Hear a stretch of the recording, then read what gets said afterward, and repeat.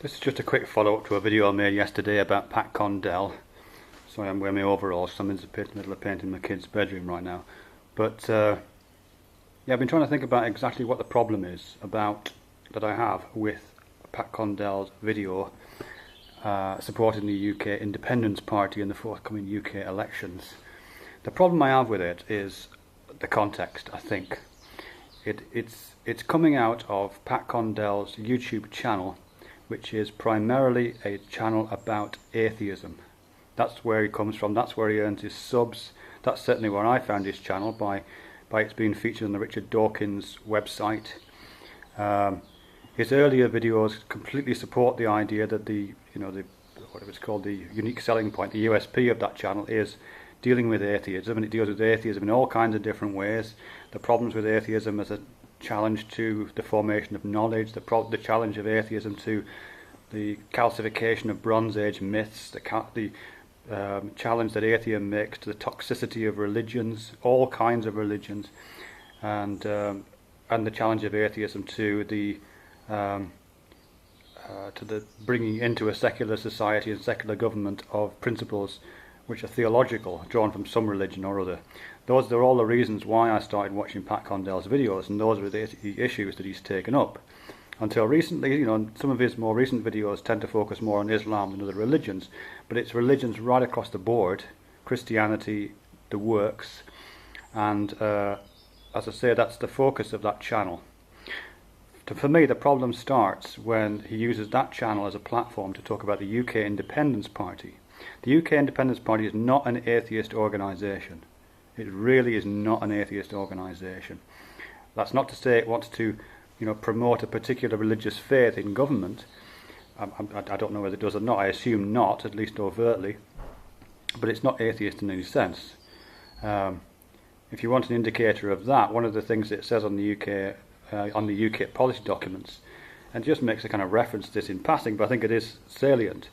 It said they'd like an Englishness, a development of an Englishness, which is perhaps best captured by the last night of the Proms.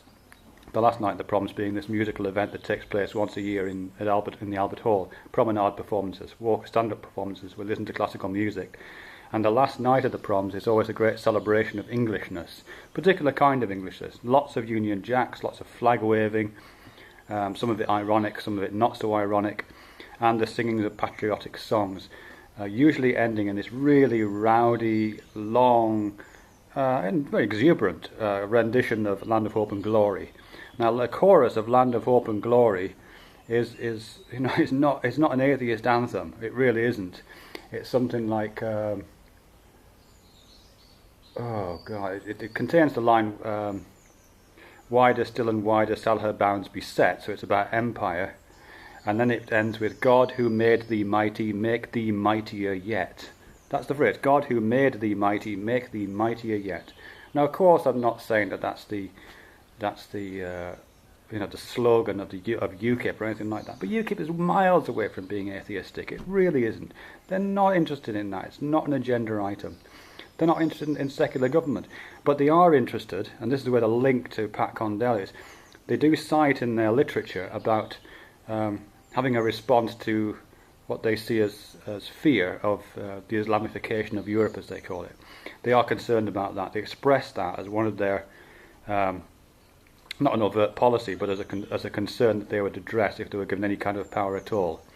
So there's a slight link there between UKIP and its concern about Islamification, and Pat Condell and his concern about the importance and the significance of all kinds of religions within secular society.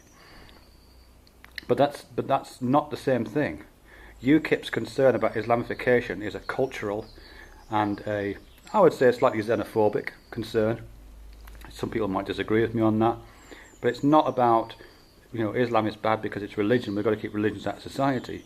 It's Islam is bad because they're foreigners, they're not English. It's not an English thing, that's their concern. And it might be justified, it might not, but it's a different justification.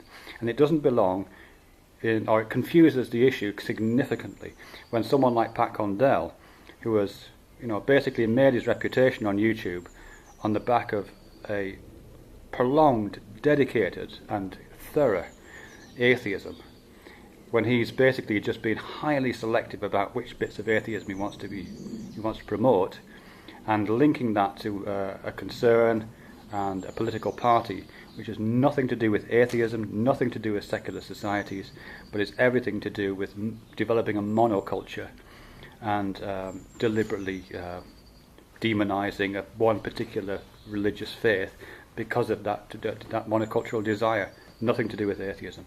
That's my problem, that Pat Condell is using his atheist platform for non-atheist purposes. Thanks very much.